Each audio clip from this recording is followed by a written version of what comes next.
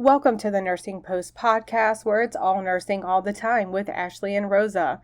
This podcast is meant to be informative and to help spark conversation. Welcome back to the Nursing Post podcast with Ashley and Rosa. We are here today with guests from EmpoweRx, Freddy, and we have Eric. Can you guys tell us a little bit about yourselves, background, and about the company?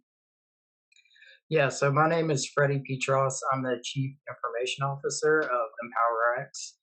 And Eric and so I've been an ICU nurse for 10 years.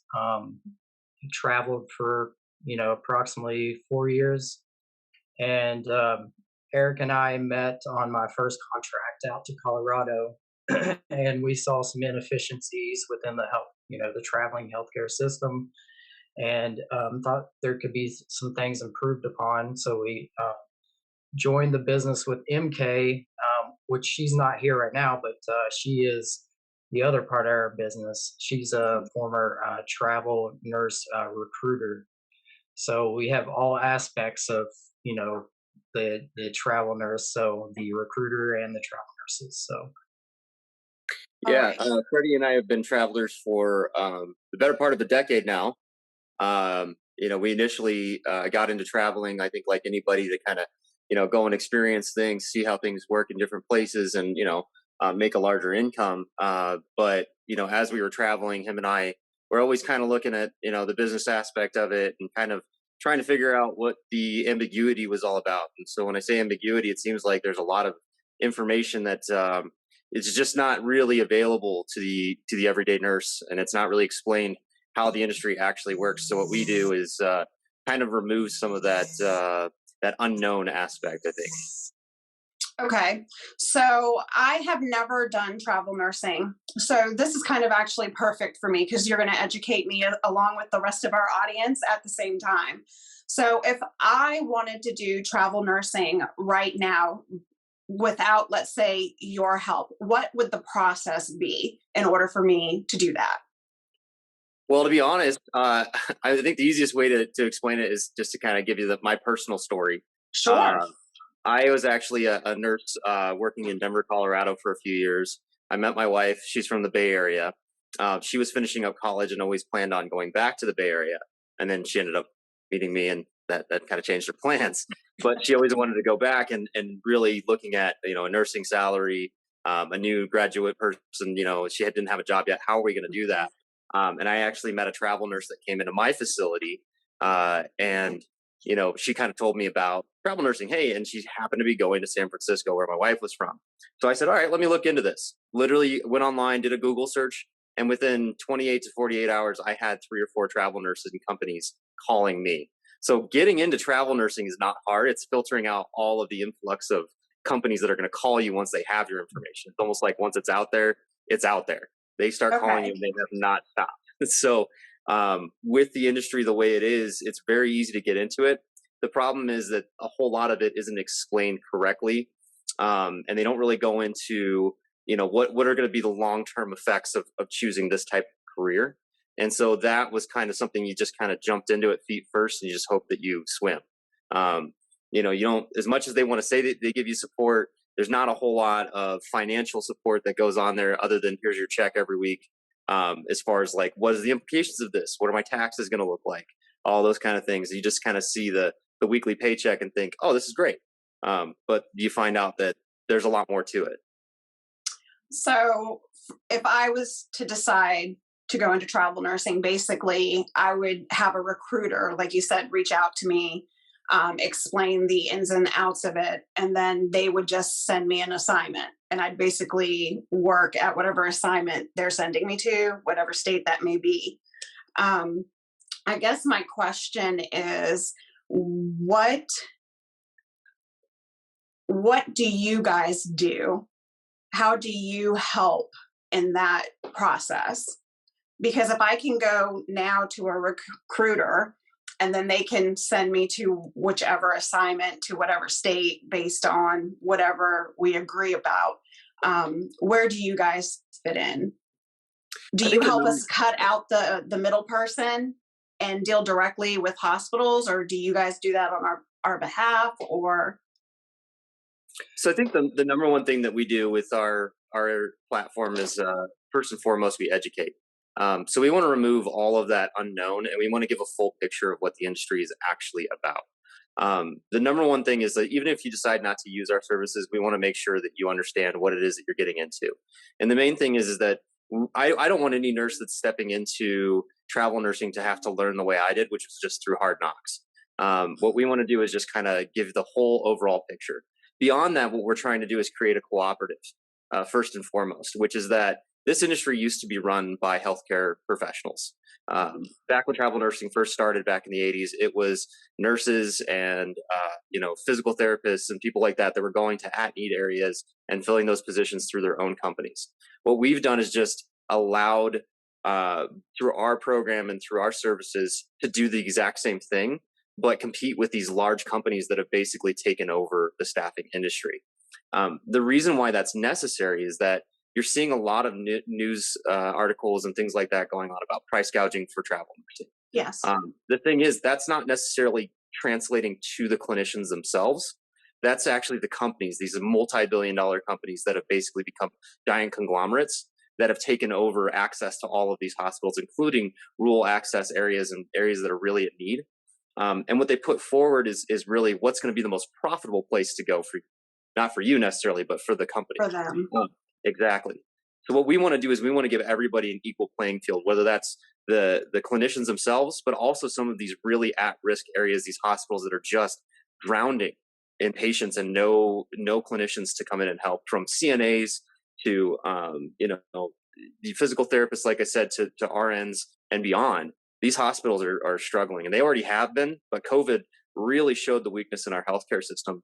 It was just kind of an interesting time for our system to come in that we really do think we have a solution that not only translates to more money for the clinician, which is really, that is our bottom line. That was why I started my own company in the first place, was because I didn't feel like giving 40% of the bill rate that the hospital's paying to somebody just for showing me where the job was at. But also it allows these small and more at-risk facilities to compete on a level to get good clinical help and make those connections. So we want to remove, yes, absolutely, the middleman. This industry really hasn't had any major changes in the last 30 or 40 years. And what we've seen is that we have a technology piece that can really remove a lot of those barriers to finding the right fit, the right place, the right clinician with the hospital, and in the end, really supplying good quality care to the patients that need it. So with your company, do you guys specifically only look towards just nurses, or are you guys expanding out and can help in any type of travelers? I know that LPNs travel, RNs traveled. What about like physical therapy, respiratory therapist? Does the same rules apply to other ancillary healthcare workers, or is it just specifically for nursing? No, we work with all healthcare professionals. I do think like reviewing like the current system and showing you how it works will help you understand more of what we're doing. Sure. So I can share. I have a diagram here that kind of shows the current system, the way it's set up. So right now, hospitals or healthcare facilities, they have, they outsource for contingent staffing. So a MSP it stands for managed service provider. So you can kind of think of like IA or AMN or Cross Country. So those are kind of like the bigger travel agencies. So they go to the hospital and they gain an exclusive contract with that healthcare facility, and that gives them the right to staff all contingent staffing needs.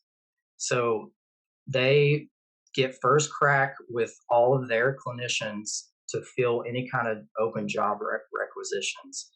They get first chance to fill those. Okay, so this is basically like a staffing agency that maybe like for us in our area would be local. That's basically what they do here, but they don't travel. It's like a staffing agency. Yeah, but it's a rather large one that they sign an exclusive contract with the hospital that they can only fill the needs. Okay. So it gives them kind of like a monopoly power Sure. over, the system and being all the staff. Were you going to add something, Eric?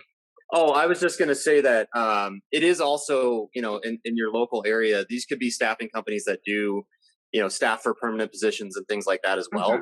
Hmm. For the purposes of this diagram, we're kind of dissecting specifically the travel agencies. But there are actually some implications for your local agencies and permanent staffing companies too. So we can touch on Okay. that. Yeah, and if they fill a permanent role, they get a percentage from the hospital. If they poach one of their contractors, they have to Hmm. pay out to the agency. That's just a fun fact to run into.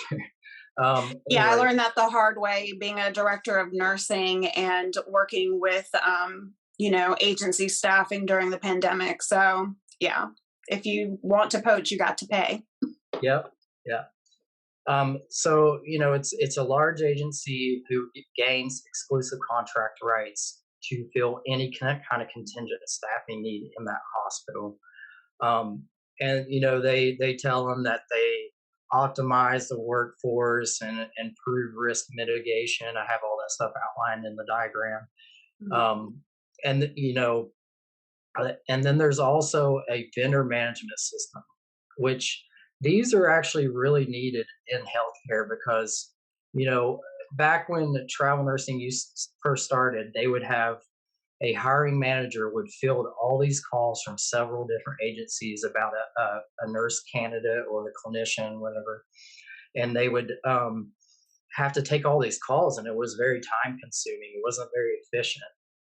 So they created a software platform that all these agencies can go into and type in their candidate, and the hiring manager can scroll down and look at all these different resumes, different candidates that are trying to apply for that contract, and then they can determine who they want to select based on that information. So it's a very time efficient. It's actually very smart to have. Um, Mhm. Now that these vendor management systems, there's a few of them. There's Focus One, Grapetree, um, what else? Metaphys. There's several out there. Now they used to be totally vendor neutral. No agencies had these. They were just ran by someone not involved with an agency. But now these agencies are buying them up as well, so that kind of monopolizes their power over the staffing Mhm. situation within the hospital.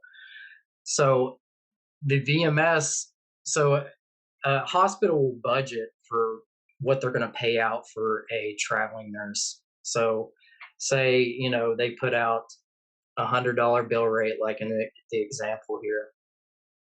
The vendor management system, or the VMS, they take a 5 to 8% cut from the billable hours that the hospital has put out.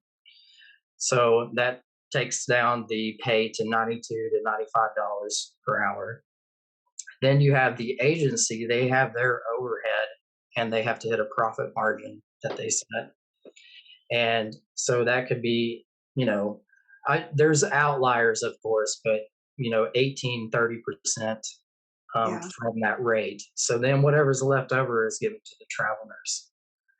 So, and what you see here is a tiered system at the bottom with agency A, agency B, and C. Mhm. Um, so if someone wants to provide clinicians, travel nurses to this hospital, and they're not the exclusive contract holder like the MSP, then they can sign up to, depending on relationship with the MSP, they can sign up with them. Sometimes there's a fee for that. They have to pay to get access to these jobs. And then the once the MSP cannot fill the staffing needs, within their own agency, then they pass it off to the tier one agency to fill the rest of their needs. Okay. If they can't fill it, then they go to tier two, then they go to tier three, and so on. So that's how the system works right now. It's, about 70% of hospitals use MSP, and it's these large agencies. This is an $18 billion industry. It's massive. So, and then you got probably it's about 90% use of EMS.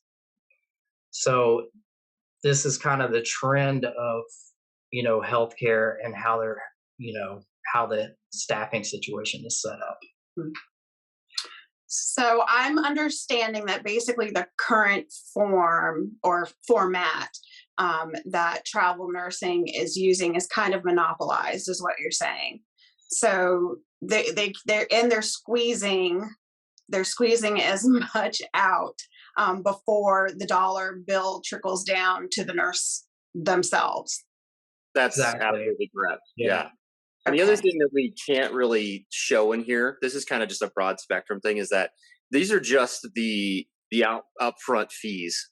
This is just kind of the basic structure. But going back to when you buy out, like let's say you're a travel nurse and you're traveling to find a job in a new state that you're going to. When that happens, let's say you use a travel company, find a facility that you really like, decide, yeah, I'm going to stay here at this facility. That facility then has to pay out those staffing agencies for you. So essentially, even if you only have a 3-month contract with that agency, you're considered in their employ. And by hiring you, they basically are losing one of their staff members from their perspective. And so they charge the hospital thousands of dollars for that. Basically, it's almost like a finding or recruiter's fee, right? Like a headhunter fee. Absolutely, absolutely. And so there's all of these hidden fees that are in this system. There's a lot of kind of like back between the agency and maybe even the vendor money back and forth. There's bonuses that are being involved in there. There's jobs that are pushed to the forefront, or staffing companies that are pushed to the forefront, regardless of the quality of clinician that they're providing, as opposed to meeting certain percentages of fulfillment, right? So like, that's why you might see these jobs that all of a sudden become hot jobs, or you might see like the rate increase because they need to complete a certain percentage of their job requisitions for that place.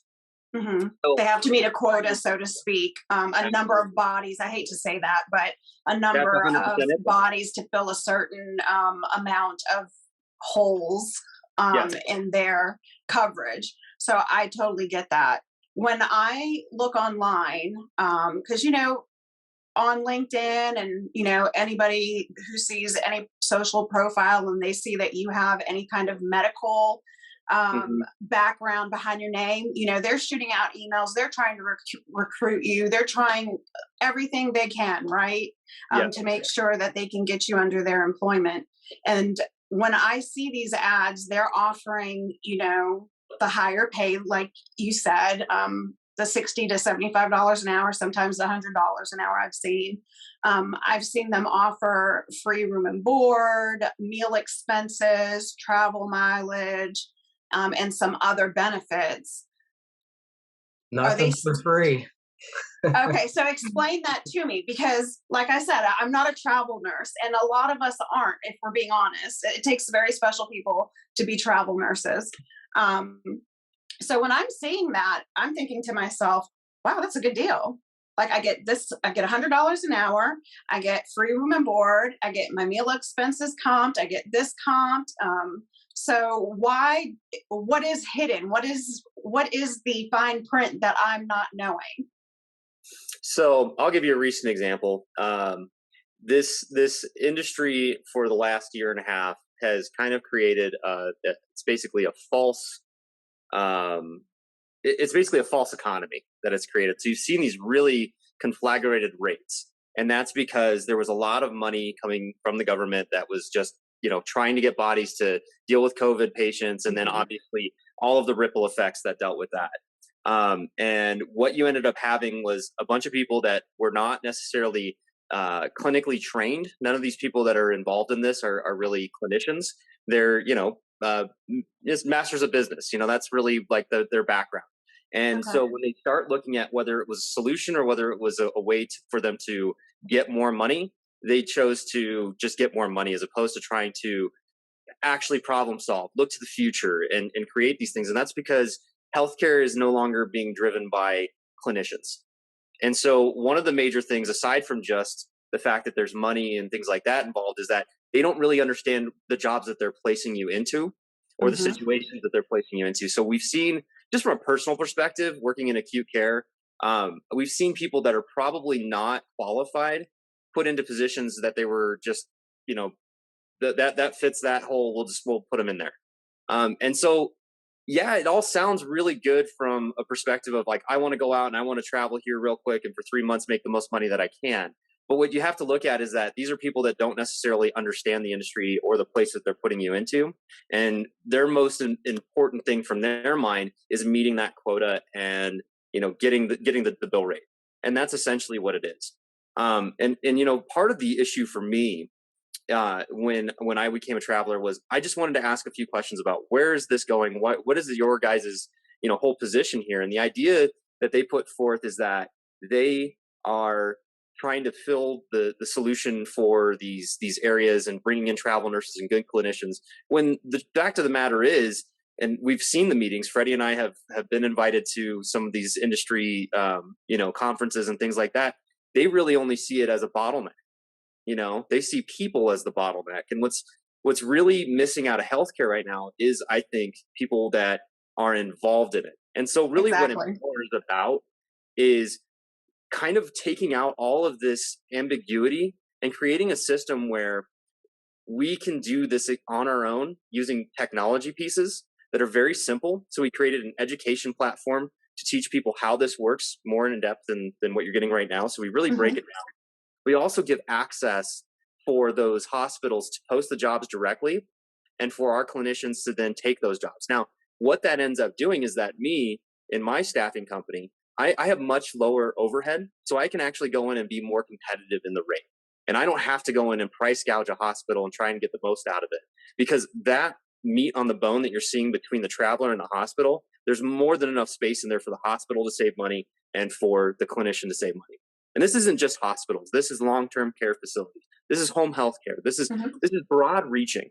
One of the big things that I learned, and I don't have a business degree. That's not my background. I am a nurse through and through. I started in healthcare, from wanting to Yeah. be sports medicine to going to physical therapy to saying, nope, nursing's for me, and I came up that route. But what I found out becoming my own business owner was finding out that the overhead in the hospital and in most facilities comes down to nursing and ancillary staff being 70 to 80% of the overall cost. And if you've seen in our industry a very, very small and stagnant wage growth from the last 30 years, you really have not seen any kind of significant gains other than in the Mm-hmm. travel industry. And Correct. what we're trying to do is provide a lower cost, sustainable solution, not just for travelers, but for people that do want to work regionally, people that do want to have a long-term relationship with a hospital. My personal business, and again, I use myself as an example a lot of the times in this, because everybody's going to have a different goal in mind. But we all have very specialized skills. We work with people on a day-to-day basis that I think the average person doesn't really understand. And that is a very powerful skill set that's very much in demand, and there aren't enough of us. So we're at a point where we can actually direct how we want to work, where we want to work, and all we're providing is the tool to be able to do that. So I work for multiple facilities in my area.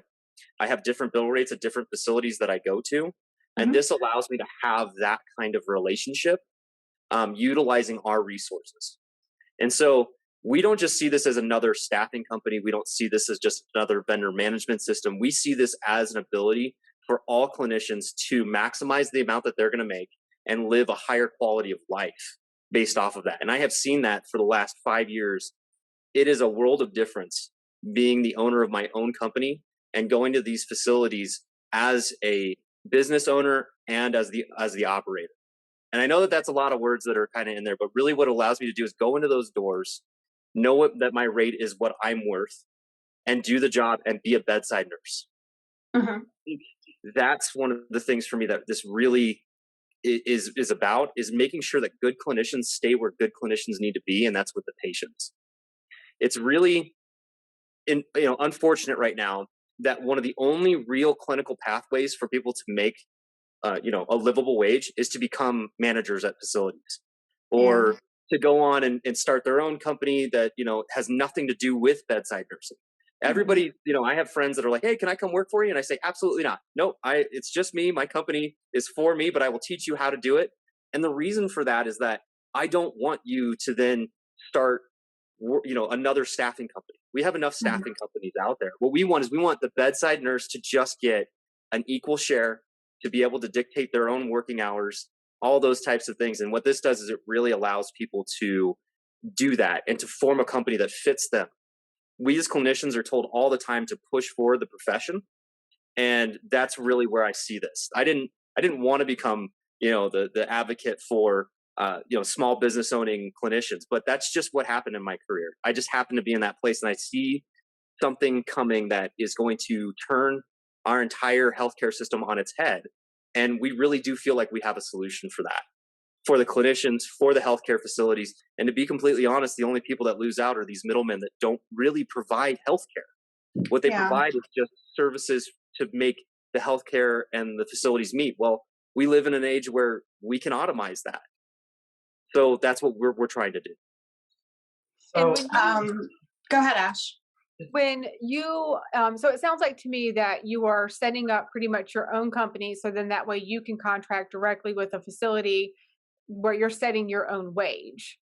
That is correct. Now, yeah, so I wanted to touch on that. We have, two programs that we offer. So mhm, we have a clinician entrepreneurship program, and so what we teach in that is, it's a roadmap to how to start your own business, how to contract yourself, set up contracts, and market and sales and all that. So you can kind of the details to how to go about this. Because a lot of people don't know where to start. So we created a video walkthrough that kind of touches on all this stuff. We have monthly meetings with all our clinicians, live meetings on Zoom. A lot of times it's good to get other clinicians together to talk amongst each other, and like kind of Absolutely. questions, we can kind of guide them and that kind of thing. So that's one part of our business model, and then the other one is we have a marketplace. So on there, it kind of functions exactly like a vendor management system, like I went over earlier. mhm, So you have your profile in there. You can upload all your credentials. That's a big part with healthcare, is credentialing. Um, you can upload all that. You can negotiate contracts with the facility directly.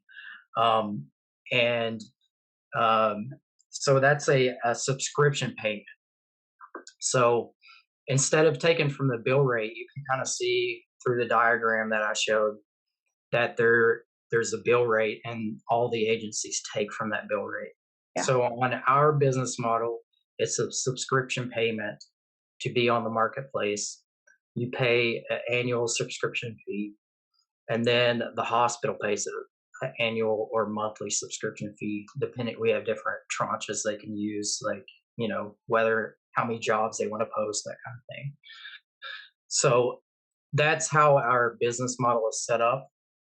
Another thing that a lot of the roadblocks with independently contracting, which we don't like to use that term, because if you look at the IRS rules, it says that if someone can deem when and how you do your work, then you cannot be an independent contractor. So if you set up your own company, you're working for your company. So it's a workaround to that.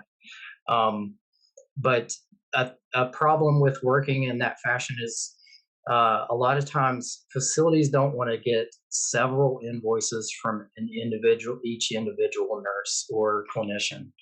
So what we do is invoice on behalf of each. We coined the term ICOSA, so independent clinician owned staffing agency. so ICOSA. So we invoice on their behalf for the work they've done on the contracted rate, and then we disperse the funds back to them.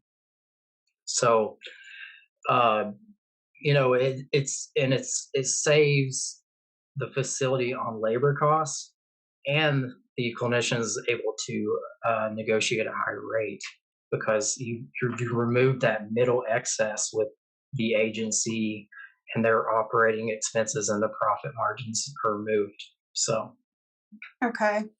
Do you guys So, sorry, Rosa, go ahead. sorry, Ash. Are you guys basically just local? Or see, Ash and I live in Virginia. So if we were interested in this model, would you be able to help us in our state? Or is this just for like Colorado or the regions that you're in? yeah, we are a small company. We're a startup company, Hmm. so we do have a few contracts that we negotiated with facilities. We don't have a large like nationwide um, um, uh, jobs out there right now, Hmm. but we do help. We help clinicians get their foot in the door as well. We teach them how to market yourself, sales, how to look at numbers and negotiate a rate that's going to be desirable to that facility. Because we teach our clinicians to start with warm calls instead of cold calls. If you have relationships within a facility, you can be like, if you have a relationship with the CNO already, and you have your foot in the door that way. It's about nurturing relationships. A lot of this in the industry, there's no relationships in this industry right now. It's you talk to a recruiter, then they go Hmm. to the agency, and then they talk to the HR department. It's like it's like telephone. No one really talks. So we're trying to build better relationships within the system.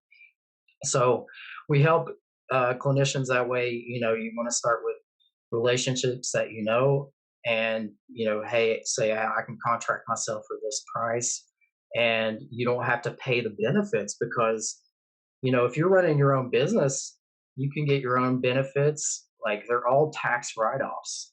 Hmm. So that's the disadvantage of being W-2. You don't have these write-offs like you do when you own your own business. And the freedom to choose your own healthcare plan, your Exactly. freedom to choose your own retirement plan. The way I always describe our system is I think we're creating almost like a nursing co-op. Essentially what we're doing is we're allowing individual nurses to create their own company, and then they operate under the banner of Empower when it comes to approaching facilities. And so in doing that, we can actually represent a larger number of these clinicians than what the VMS might even be able to do. And every person that we sign on is an actual working clinician. So they do have these relationships within the healthcare system because they are part of it. And what I say is every person that we sign on and every person that ends up getting a new job with a new facility is one more that somebody else can work at. So I've already started working. My personal specialty is surgical nursing. So I Okay. have small surgery centers that I've signed up. I have some small regional hospitals that I work with directly. And now those hospitals are now open and accessible to others that want to do what it is that I'm doing. And by Okay. creating Empower, like Freddie said, there isn't a whole bunch of different invoices that are going to them. There aren't a whole bunch of different contract structures that are going to them. It can all operate under this letterhead. And our marketplace really just allows for an equal footing for all clinicians to have access to those same jobs. And the implications of this go beyond, again, just travel nursing. For me, I'd like to see this as just the way that we work. If you become a Hmm. clinician and you've gone through your training, and maybe you start out at your first facility and you get your feet under your ground, and you've been doing that for 3 or 4 years, and you're like, you know what? I'd really like to just see if there's more, and I don't necessarily feel like going up the clinical ladder. We're trying to give an opportunity for you again to stay a bedside nurse, to stay in that field that you want to, but make a living off of that hospitals just can't offer a W-2 worker. The money's there, but the way that our industry is structured now, and the way that taxes are, and all of that, it's much better to be a small business in this country than it is to be a W-2 employee. And that's what we're kind of finding. That's why trades, just outside of nursing, that's why trades are coming back in. Yeah. We really want to show clinicians how to operate as small business owners, be successful, and really create a great financial footing for their retirement. Now, what Okay. would you say to people that were maybe concerned about the, paying taxes and making sure that they have insurance? Do you guys help facilitate any of that Oh, or get them to like a good place? Because I think that a lot of people get, maybe a little worried when they're like, hey, I don't know how to do my own taxes. I don't know yeah. how to pick an insurance plan, which I know a lot of us in the healthcare field unfortunately have a good understanding of insurance because we have to deal So, with it. But do you guys yeah. help work with that at all? So we build key business relationships. We have it with a health insurance agent. We have it with a bookkeeper. We have Joseph Smith with Travel Tax who helps us as well. These are all key business partnerships that we've developed because we know that this is kind of daunting to some people. They may be It like, is. "Oh my God, I don't know where to start." So that's why we created this entrepreneurship program to walk you through the process and have all these different people you can reach out to who can guide you and make sure you're setting yourself up correctly. And so that was a part we knew that was going to be a roadblock. Some people are very concerned about that stuff. So Mm. Just to give you a this, little personal, oh, sorry, Freddie. Go ahead. no, go ahead. Just to give you a little personal example, I started my own company because I kind of got fed up with not really understanding the contracts and the flow from the agency standpoint. I actually was working a very difficult. It was actually a kind of a stressful job in Chicago. I worked at one of the heaviest trauma centers in the area, I'm and I sure. remember that I was getting in more arguments with my recruiter about like the nickel and diming and things like that, or my paycheck wasn't going the way it was going. And I remember the day that I decided I was no longer going to work for an agency was when the recruiter literally told me over the phone, "Listen, you're just a nurse. Let us handle the finances." And I got Okay. okay, all right, all right. Is that how that's going to be? Okay, I'm going to go start Okay. my own company and see how hard this was. Now, I will say there was a lot of disinformation out there about what it was and what it means. And so when Freddie talks about being an independent contractor, or what's commonly referred to as a 1099, agencies are absolutely correct in that we cannot be 1099s. We can't. It's just we work within facilities that provide certain things that we don't have. Now, if you're home health care, that's a different thing. You can be 1099, and I don't want to muddy the waters with all of that. Mm-hmm. But what it actually comes down to is that being a 1099 isn't really a great tax situation, is what we found out. And the Mm-mm. reason why I figured all this out is because I met MK, our CEO and founder, and I became our first guinea pig. So when I started, it was like, okay, let's figure out how this is going to work. Let's see how we're going to do all of this. And as we were working on my company and making me a more and more and more independent, we created these new connections.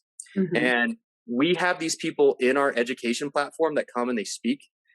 These are people that, like Freddie said, there's people that provide healthcare for clinicians specifically.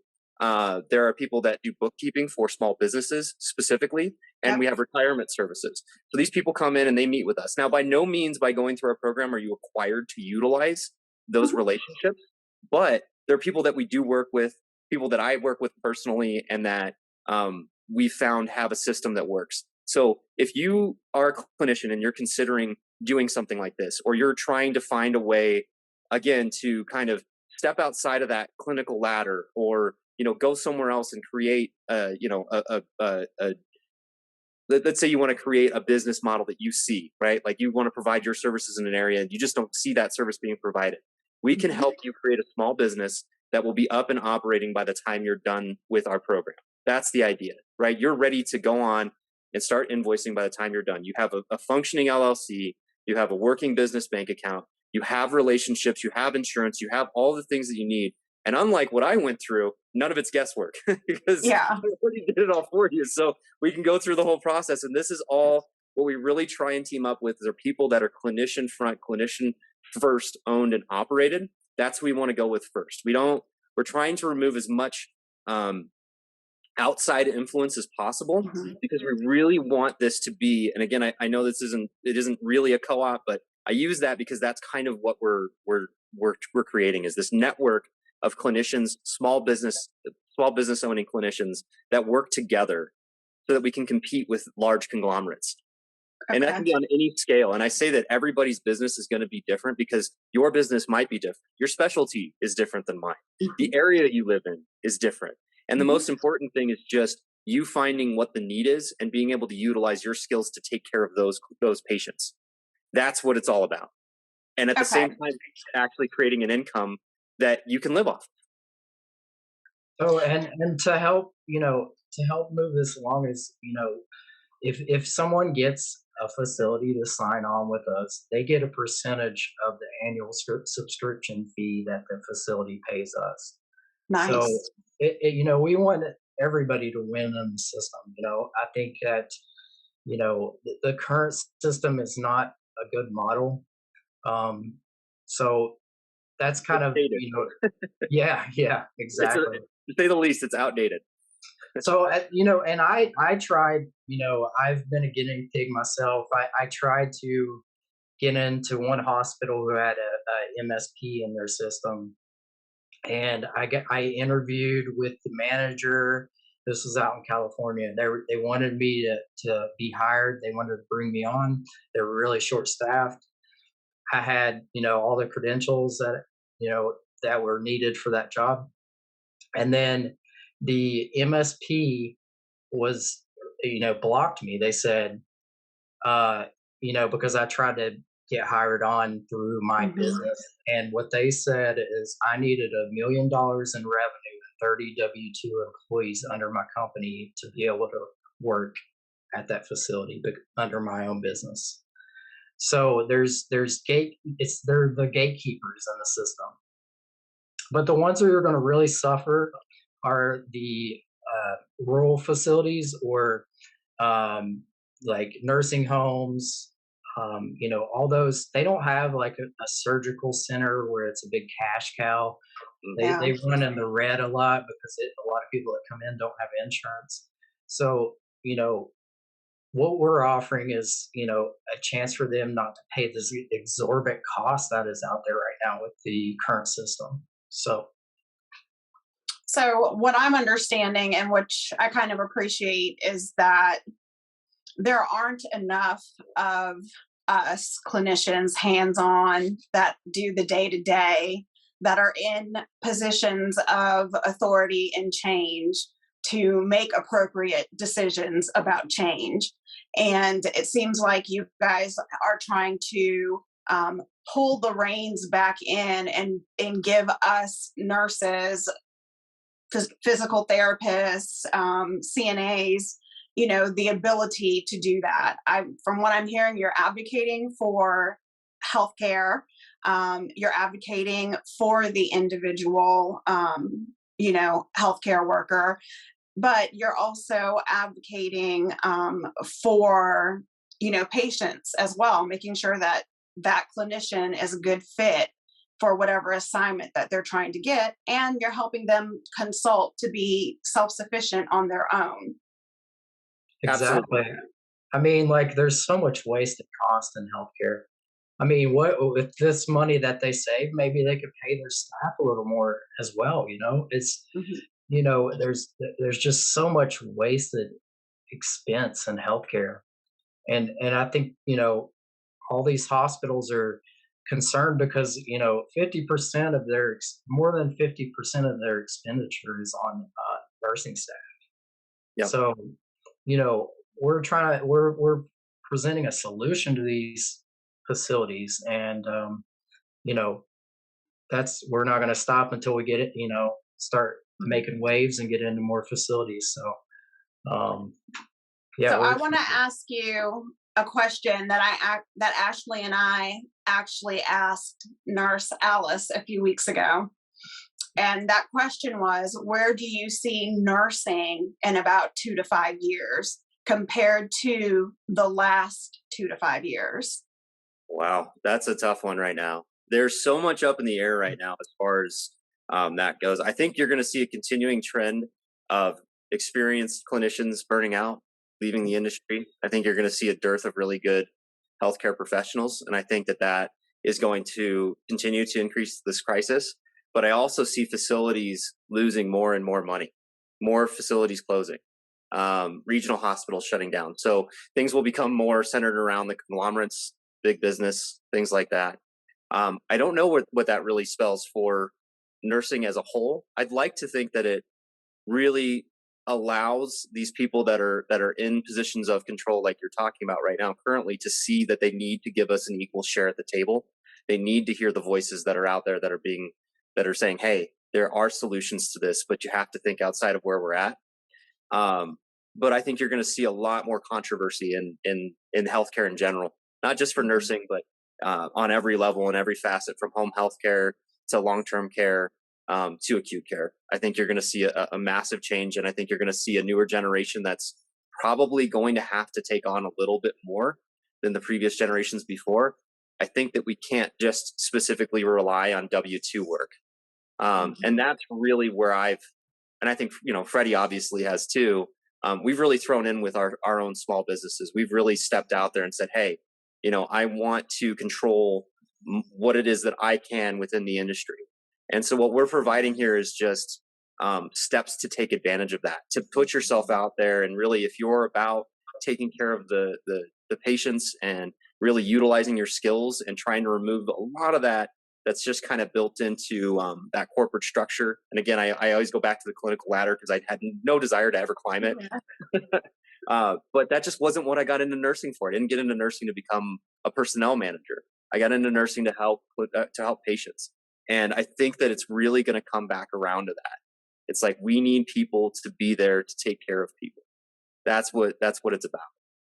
Do you think that with the pandemic and with the, I guess, price gouging that some of these agencies are kind of being, a little put on the, fire for, do you think that it should be. do you think that some of them will start rethinking some of their contracts, some of these MSPs, because they, obviously, were money driven during that time? And I understand supply and demand, but I don't know that all that money that those agencies got meant that all these travel nurses, made benefited. This, that level of increase of pay. I don't think it was apples to apples. So no, it's a false market again. Right now, I think you're seeing a restabilization of the market. Like people are getting their contracts cut, like mid-contract, like rates were getting canceled. I think, when you're a parasite, you can't hurt your host so much that it hurts, debilitates them. So, I think that there's a balance. They get, I think that they know that they squeezed pretty hard during the pandemic, and they got to let off some. And rates are getting renegotiated, and a lot of heads are getting chopped right now, especially with all these rate changes and cancellations and that kind of thing. Yep. I think we're seeing that now in the news. Oh yeah. So okay, Ashley and I want to be our own bosses, and we want to, set the terms, have our own business. Tell us how we would be able to do that through your company. Where can we find you? What are your hours? What services do you offer, like one-on-one? Are there classes? Are there different packages? So you can go to www.empowerxllc.com, and on there we have clinician services, and we have two options on there. One's an intake call. You pay $75 up front, and then if we kind of vet you and see if you're the right person to go through with this, because it's not for everybody. We know we don't sugarcoat. Yeah, we don't sugarcoat it. It's important that we have motivated people that want to be small business owners. Yeah, so it's not for everyone, but if they're a good fit, then they sign on, and it's $400, and they get access to all the clinician entrepreneurship program, which is, we have all our resources, our roadmap videos that walk you through the whole process of how to start up your business, how to do sales, research rates so you know how to negotiate, contracts, uh, small business finance, all that kind of stuff. So it walks you through all that, and then you pay a one time fee, $250 to get on our marketplace, and that's where you're able to, um, you know, set up your profile, set up your credentialing, all your certifications, negotiate rates, look for jobs. It's kind of like your own VMS. Like most clinicians do not have access to that. Usually, it's the recruiters. So it's a powerful tool to, and on that we invoice and negotiate on your behalf. So all those services are within the system. Um, and How do I? Okay, I'm sorry. I'm trying to ask this in a way. So right now we're at $675.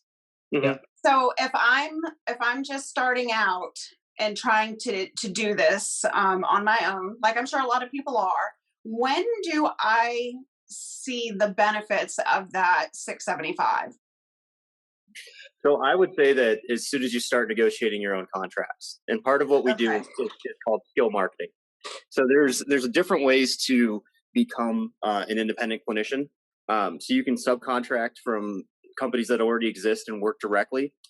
So in that system and that business model that Freddie showed initially, you can become an agency within that.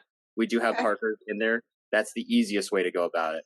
But we also encourage to reach outside and become independent of it. And that's by utilizing the hospitals or facilities that you're already familiar with and by Mhm. presenting yourself as a cost saving solution. So it's a multifaceted approach. And again, I say that because everybody's company is going to operate based off of Differently. how they want it to. Correct. But by stepping in there and increasing your pay, then on the back end, receiving massive tax discounts as a small business owner, that's Mhm. where you're going to see the benefits. And again, you're going to see more stabilization in your own healthcare. You're going to pick out a healthcare program through our company. You're going to be able to write off those benefits through that company. You're going to be able to Okay. write off a lot of the overhead of running your company. And a lot of that would then include things like uniforms, things like, stethoscopes, shoes, all of those things that go into being a nurse, then become a tax write-off through Mhm. your company. And all of these things we go over in a lot of detail. And I don't want to, again, muddy the waters too much with all those details because that's what our program's about. But essentially, we take all of the guesswork out of becoming a small business owner. So we Okay. How long does that take? it really is kind of self-driven. Mhm. We would say that it takes anywhere from 2 weeks to 6 weeks. I've seen people that really just hit the books and want to go at it and all of that stuff, and they get it done. I have other people that are still working on a program 6 months later, and they do it at their own pace. And I always tell people they should only do this program if they really, really want to dedicate time and effort to it. We aren't here to necessarily put everything out on a silver platter and say, hey, we're a travel No. agency, here's the jobs. That's not really how this works. What we're trying to create is someone who really wants to be an industry leader. They want to be an independent person. They want to work within the facilities that exist, but not necessarily that system. And so I haven't been an employee at a facility in over 5 years, and it's been the best thing ever. I don't have to worry about any of that cultural stuff, the bureaucracy of it. I don't have those mandatory meetings. I don't Yeah. have any of that stuff. Now, granted, I still work as a team member. I mean, I've been at a facility here in Denver for over a year and a half, and they just keep renewing my contract. So I do work with them, but I have to tell people that I work with, like, yeah, I do make this amount, but you know what? On the weekends, I'm the one that's running my own billing. I'm the one that's, Mhm. continuing to take on extra, stuff at work because I have to be able to go into a place and say, this is me, this is my company. So when you ask me to take on that extra difficult assignment, okay, that's fine. That's what I'm here for. That's what my trade-off is. So those are the types of things that you might want to consider when you're taking this on. Also, we really, that $75 intake call is really to tell you about the ins and outs of what's your situation look like? What is your expectation? Hey, maybe our program doesn't work for you. Maybe it does. Mhm. Maybe it's a hybrid. There's so many things that we can do and really help out within this industry that everything doesn't fit one streamlined thing. So I'm not trying to be, circling the answer, but from your perspective, let's say you contact us. That initial $75 call is just to say, hey, This is what I'm looking at. You can talk our ear off, present your idea. This is what I want to create. And we'll give you a realistic answer as to what your expectations are. If you No, I decide think you answered it perfectly, yeah. honestly. And if Okay. I had not asked you, then I wouldn't know. So that's why I asked the question. Sure. So nursing is not for sissies, and Right? neither is small business owning. And That's a we're kind fact. of like doing both here, right? So either you're Absolutely. all in or you're not at all. And Yeah. so if you're really serious about being your own boss and doing your own thing on your own accord, Right. then 675 is not bad. It's Right. not bad. And Well, you have to do the legwork. You have to put in the work. And honestly, if you don't put the work in, it's not worth having, in my opinion, anyway. So I'm well, not trying to, belittle or downplay or any of that. I just want people Oh, no, for sure. to know what they're getting into. if you look at the diagram here, you can kind of calculate how much they're taking off you in a 13-week process anyways. But it gives you options, you don't, even if you don't want to, if you can't find a contract this way, there's companies that subcontract.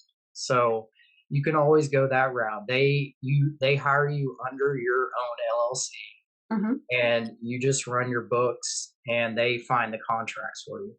So there's options with that. And then if you don't want to go that route, you can always go back to W-2. It just gives you more options in this. I'm gonna say one more thing, and then if Ashley or any of you guys have something to say. So when we did our interview with Nurse Alice, she actually said that in the next about 2 to 5 years that she saw a lot of our healthcare field owning, being entrepreneurs, owning our own businesses, working for ourselves. So that was one of the reasons why I had asked that question. And you guys seem right on track with what she's foreseeing here in the next upcoming years. You also, there's a lot of apps that you can just pick up shifts on now, but you're hired under, they hire you with, they don't teach you how to set up your business correctly. There's some hospitals hiring people under 1099. That's, if the IRS audited them, they would be in a lot of trouble. So, I think this is the way that it's moving towards. You can kind of see it with some of the tech that's coming out. Pick up shifts on demand. But even though these companies, I'm not going to name names, but they still operate within the same way. They take away from billable hours. We operate under a subscription membership that is a little bit more cost effective and efficient for the whole industry as a whole. So. Right. And we don't have any hidden fees. I think that's the biggest thing. Like, let's say you create a relationship with a facility. Nobody's gonna have to buy out your contract. So from a nurse manager standpoint, let's say someone comes in that they've gotten through Empower. We don't then say, okay, you're going to give us, $5,000 for that person. You've created that relationship. You've established it with the hospital. That's yours. Whether you choose to work W-2 with them in the future or whether you choose to operate through your company, that's entirely up to you too. And I think the important thing here is that we really want to create the freedom to operate however you want to. And I think just to kind of touch back on what Fredy said, just because you own and operate your own company doesn't mean that you can't also be a W-2 worker. Let's say you want to do, EMS training on the weekends and do, CPR classes. We can also teach you how to utilize that and maximize that as your small business. So there's so many multifunctional ways of and again, I say empower because that's why we picked the business name, but empowering the clinician to utilize their skills to, generate an income and to operate the way they want to. No, I love it. I think in nursing, they teach you everything except for entrepreneurship and what we are capable of doing outside of a facility. And so I love the fact that you guys and Empower are out there to help nurses and other healthcare professionals do that, because I am in agreement with you guys and with Nurse Alice. The pandemic did bring on a lot of horrific things for nursing and for patients, but I think it's also made us realize what we're really worth and what we can really do. And so I do kind of see this being the wave of the future here, us being our own bosses and our own contractors. So I'm pretty excited for that. Pretty excited for the opportunity to have you guys on today. Yeah. Well, and honestly, when you think of the cost to start up any small business, to have somebody guide you through that and even help with marketing and contract negotiation, what you guys are charging for that, they'll make Not up a lot. for on their first contract. It sounds like versus what they would give to the agency and fees and their overhead and that cost just in and of itself. Exactly. Yeah. Yeah. I mean, we've had there's a facility we're working with in Washington who their CNO was desperate.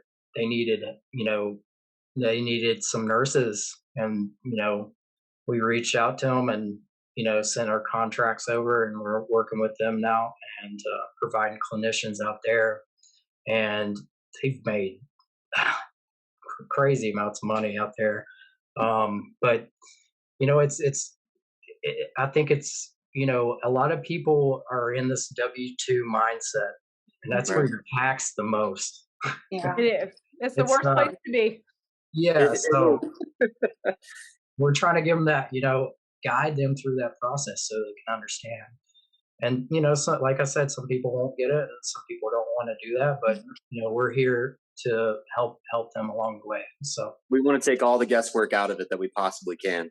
Absolutely. And if there's anything, anybody has like a new idea, or they have something that they really want to try out, and they just aren't seeing it out there, this is the opportunity for you to figure out how to get your business up and running, how to really attack that idea and become successful in it.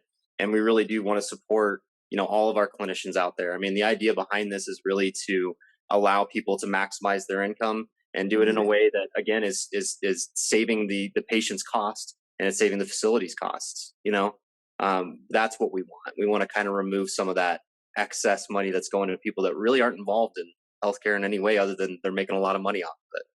Yeah. Well, you guys, you heard it from Freddy and Eric. If you're interested in being your own boss and doing your own thing, they're here to empower you at Empower, EmpoweRxLLC.com. You can visit them on their website. There is places to contact and reach out to them. They also have a phone number listed, 800-403-9117. yeah, thanks for having us, guys. Very I much. think, the way that the industry is going, I think there's a big demographics mismatch. We have like so many nurses that retired during the pandemic, and I think that inflation is not a good thing. It's anti-family, so that not we're gonna have a demographics problem for a while, especially with all these boomers retiring and needing health care. So I don't think it's going to get the supply side's going to get any better. So Well, hopefully that'll we can be, help I out. think, a good step for you guys, because if they need more people, then maybe some of these hospitals will branch out of these MSP contracts and say, hey, we need to look at other things. We're not getting what we need, by, being so narrow minded and using, the same tricks in their little toolbox, that you have to think differently in order to be able to get the best help. Thanks for listening to today's episode. We hope you enjoyed it. If you know someone else who would also like this episode, please share it with them. You can find other episodes on your favorite podcast platforms, and be sure to visit our website, thenursingpostpodcast.com, for references on this episode and our merch.